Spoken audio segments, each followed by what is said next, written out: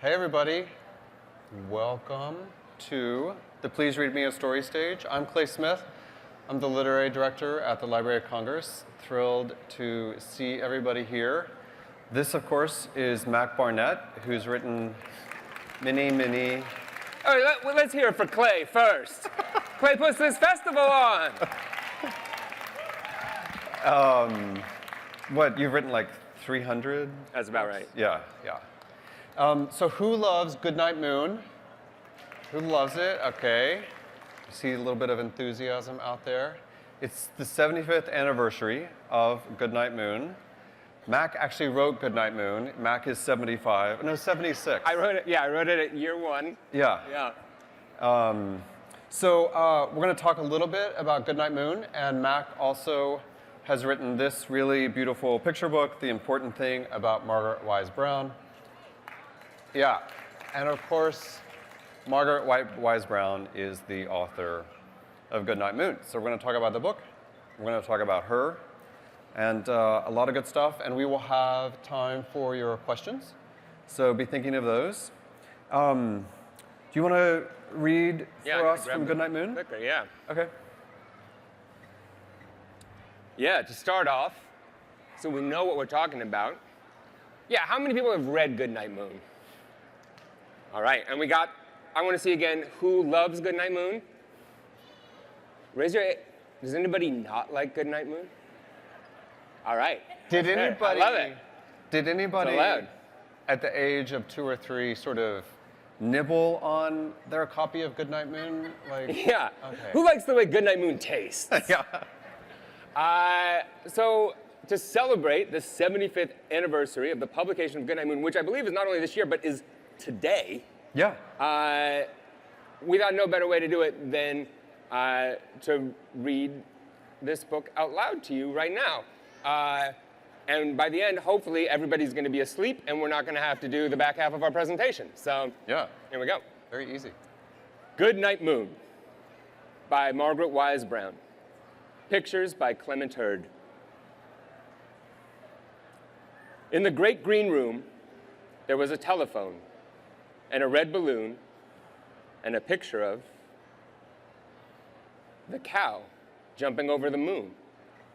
And there were 3 little bears sitting on chairs and 2 little kittens and a pair of mittens and a little toy house and a young mouse and a comb and a brush and a bowl full of mush and a quiet old lady who was whispering, "Hush." Good night, room. Good night, moon. Good night, cow jumping over the moon. Good night, light and the red balloon. Good night, bears. Good night, chairs. Good night, kittens. And good night, mittens. Good night, clocks. And good night, socks. Good night, little house. And good night, mouse. Good night, comb. And good night, brush. Good night, nobody. Good night, mush. And good night to the old lady whispering, "Hush." Good night, stars. Good night, air. Good night, noises everywhere. The end. Oh, and then a little promo. Also available. So tell us a little bit about Goodnight Moon. Like, what was so revolutionary? How did it change picture books? I think that Margaret Wise Brown herself is, to me, the reason I wrote this book is because she is such a revolutionary figure in picture books, particularly as a picture book author. And that's something I relate to. I love picture books. It's my favorite form. I love to write them. I don't draw. I don't paint. Margaret Wise Brown, to me, is sort of the first great picture book author, somebody who conceived of a picture book as a combination of text and image working together, and wasn't able to do the pictures, but created these beautiful texts that were meant to be illustrated. She's, I think, one of America's great poets. And it just so happens that she applied her talent for poetry to books for children. She sort of always loved writing, always wanted to be a writer, didn't know what kind of writing she wanted to do, loved poetry, but ended up studying at the Bank Street School of Education, which was and still is an experimental school, a lab school in New York City. A great school that at the time Margaret Wise Brown was studying there was at the forefront of not just an educational philosophy, but what turned out to be a philosophy for picture books and writing for children, which was called the Here and Now School, that said that rather than fairy tales and sweet stories about childhood innocence and moral instruction, books should be about the things that kids see and hear. There should be trucks in books. The sounds of the city should be in books. The animals on farms should be in books. We should write about kids' actual experiences.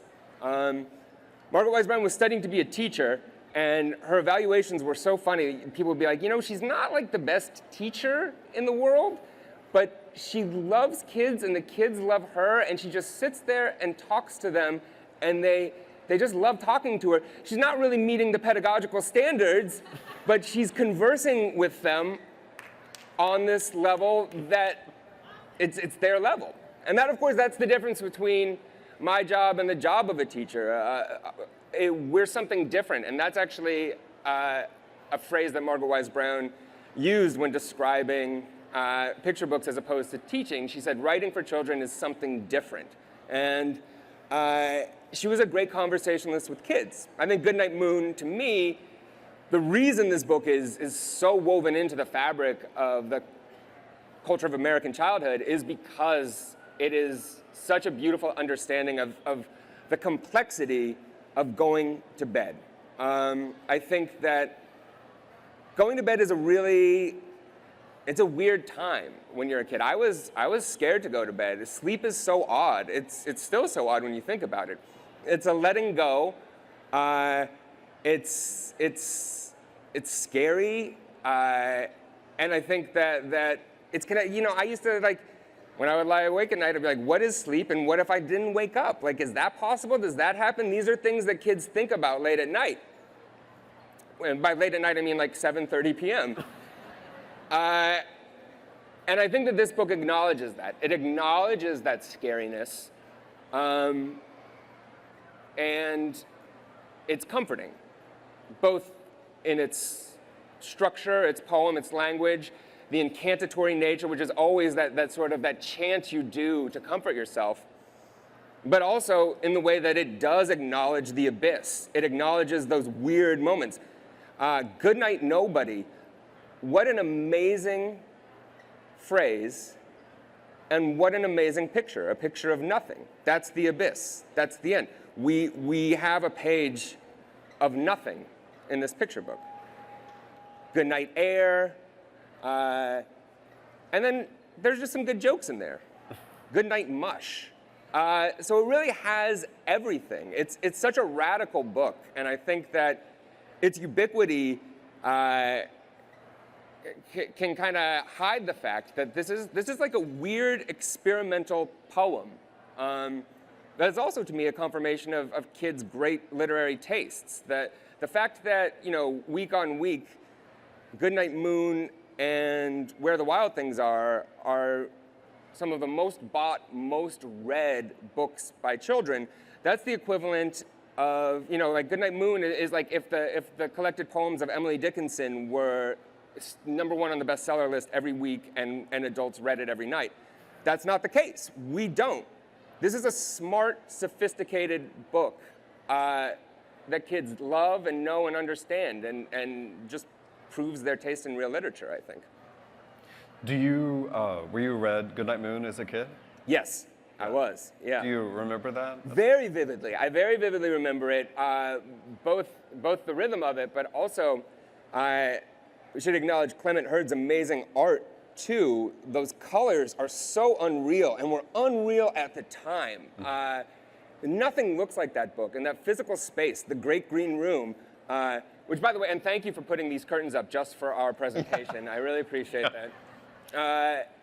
Like inhabiting that space, I remember being in the physical space of the Great Green Room and kind of going to sleep there. It was like I lived inside this book. It was read to me. Yeah. I mean, as you were reading it, I was, it's so hard to remember things from when we were 3 or 4, but I remember mush because I thought that was so funny because we called it oatmeal in my Yeah. so I didn't know what mush was. Yeah. Yeah, just that feeling of sort of acknowledging the scariness. It's so meaningful, and it's meant so much to so many kids over 75 years, in fact. So Margaret Wise Brown, tell us a little bit more about her. We know she wasn't a great teacher. Yes. She was a great picture book writer. Great picture book writer. She died kind of early, right? She did. She died very young. She died at age 42. She was going to get married and took a steamship to France where she was going to meet her fiance and get married. And on that boat trip, she got to France and she needed some medical treatment when she arrived. She was laid up, had a surgery, laid up in France, and after like a check-in, doctor coming in saying, "How are you doing?" She got off her bed where she was doing bed rest and said, "I feel great, look," and in a very kind of vivacious Margaret Wise Brown fashion, kicked her leg in the air and dislodged a blood clot and died right there. And yeah, very young. She wrote more than 100 books, but she would have written so many more. Yeah, it was very sudden. In her time, she was a very famous picture book writer, but Goodnight Moon was not a famous book. It didn't do very well. It was fine. It was sort of, its sales were middling, but it was only after she died that it started really picking up steam and becoming this book that was... And why, do we know, why was that? I think it's for a lot of reasons. A big reason, and this is something that we talk about in this book, at the center of the important thing about Margaret Wise Brown is the sort of philosophical battle between Margaret Wise Brown and Anne Carroll Moore, who was the head of the New York Public Library.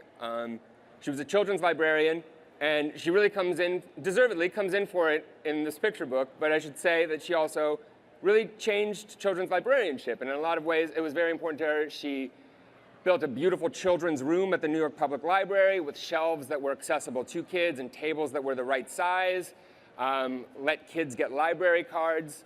But she also had a very firm belief that kids' books and picture books, she loved fairy tales, and I love fairy tales, by the way, but she had a very narrow idea of what a picture book should be, one that kind of coddled kids in innocence, and anything that deviated from that,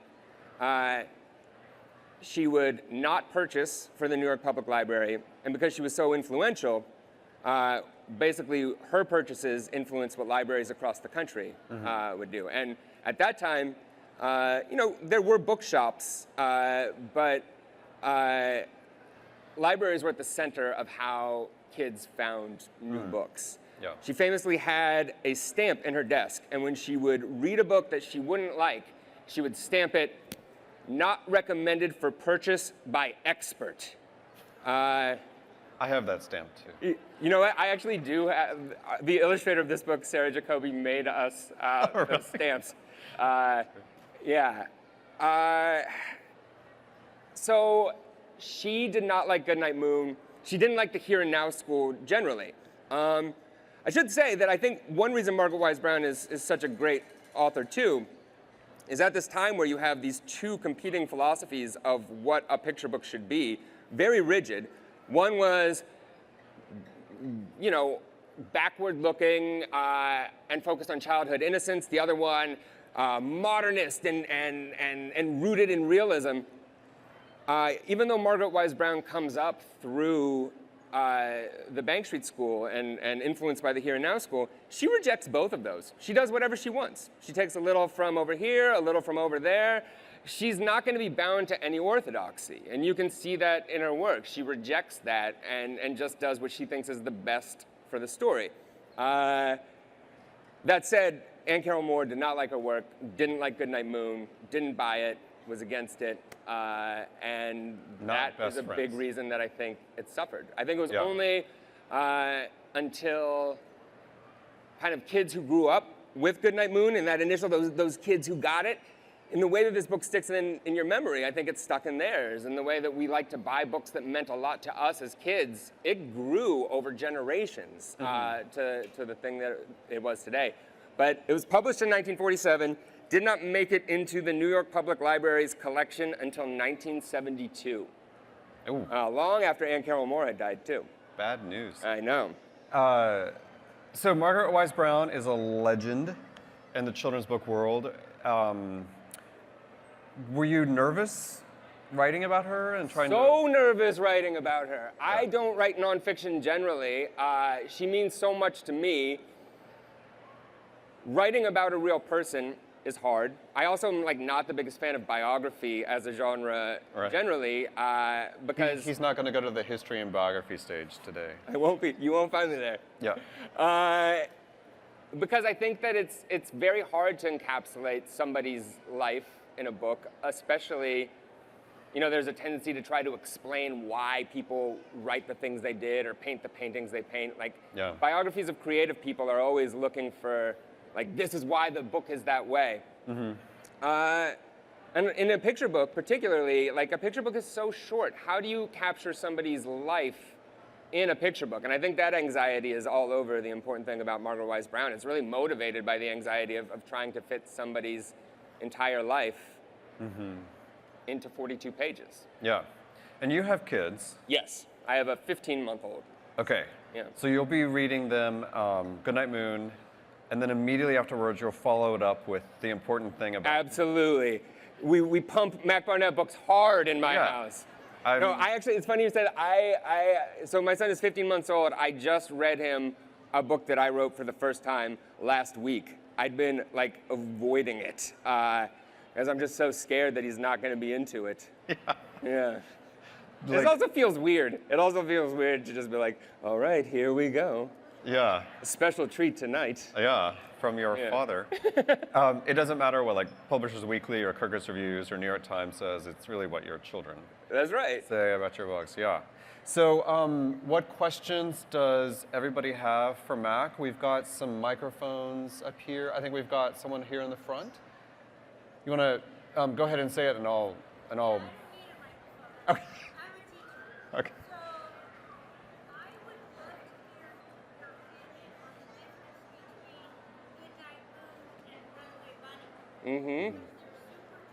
Yeah.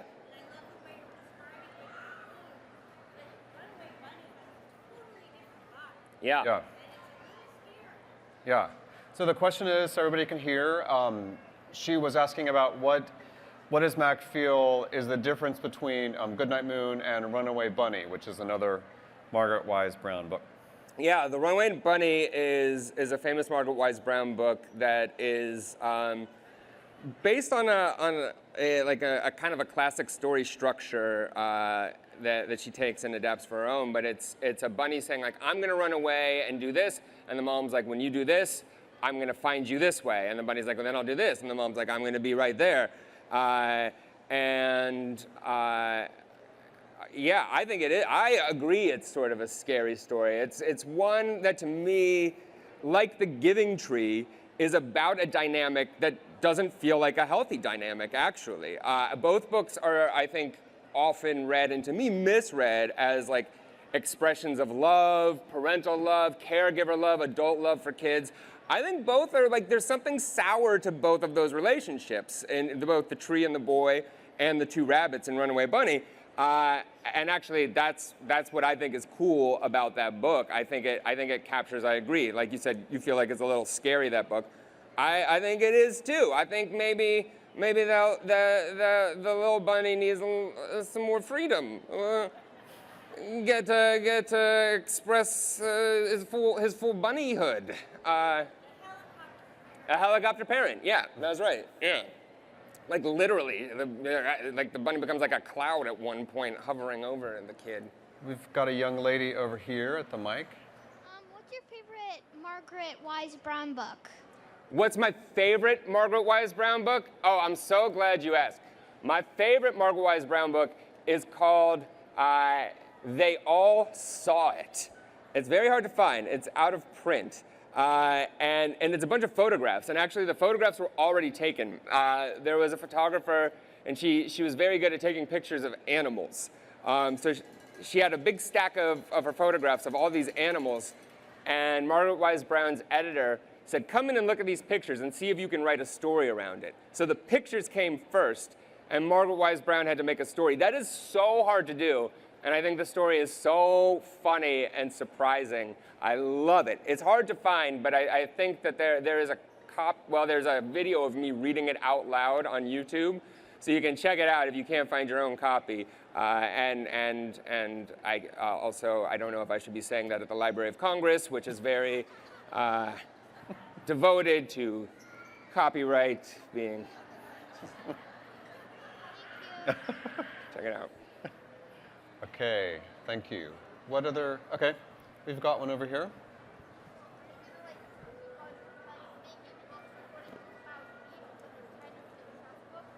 Oh, like according to my kid's age, will I keep doing that? That's such a good question. So the question was like, am I going to keep writing books like as my kid grows up?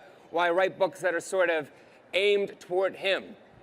That might happen a little bit, but I already write basically, I think I write picture books that are read to very young kids up until maybe like 12, 13, 14 is sort of the range that I'm most comfortable in, and I write all across that age, so I think I'll probably keep doing that. That said, I'm sure that like the stories that I tell him and then also the stories that he tells me are going to influence the things that I write, for sure.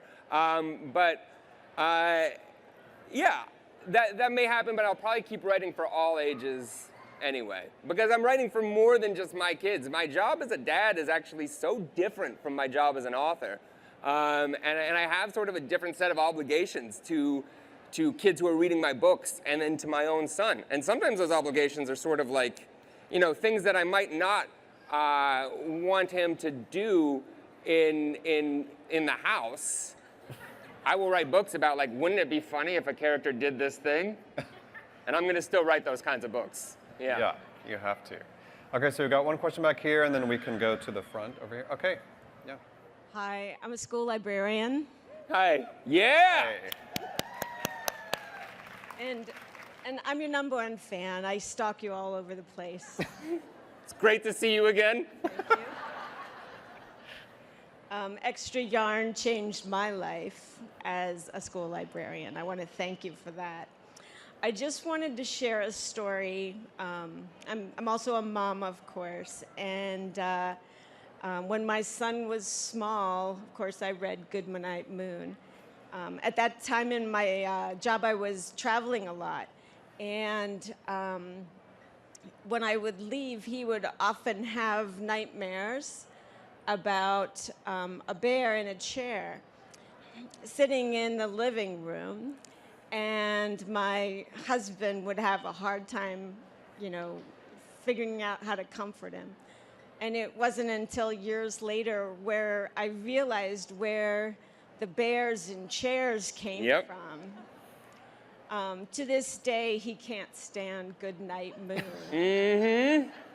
So, you know, as somebody who's very interested in reducing generational trauma, I don't think he'll be reading it to his kids. That's a great story. Thank you for sharing that one. And now for a different take on Goodnight Moon. I love it. Okay, we've got a young lady down here. What is your question? Did you say what's my favorite part of Goodnight Moon? That's a good question. Let's see, my favorite part of Goodnight Moon, I'm gonna tell, like my favorite one page is the one that I talked about, Goodnight Nobody, and nothing being there. I think that's so cool, such a great idea. And I think you can see me playing with that idea in some picture books that I write. But another thing that I love about the book is the way that in the pictures, it can sort of mimic, you know when you're like fading in and out of sleep and like you go into dreams and then you're in your room again and then you're into dreams. I think the pictures in that book do that too. If you look really closely, like the old lady who's in the chair in the corner is there and then she's gone and then she's back and things in the room sort of disappear and reappear and it's very odd. It's a wild thing to do, but I think it's on purpose because I think that that's what it feels like to go to sleep. And I think that's a very cool, very experimental idea as well. Yeah. We probably have time for one more question. We've got a young man right here. What is your question? Oh, what a good question. Am I writing another Shapes book? Thank you so much for asking. So I have to give kind of a weird answer to this. We've been working on some Shapes stories. Yeah, some more Shapes stories. So if you like those books, I think there'll be some more Shapes stories for you soon. Good news. Yeah. Okay, well, we've got to end it there on that good news. I think Mac has already signed books today. Is That's that right? true. Yeah. Yeah. But let's thank Mac for being here. Oh, thanks for coming out and celebrating this book's 75th anniversary. Yeah. And thank you all for being here and enjoy the festival. Thank you, Clay. Yeah.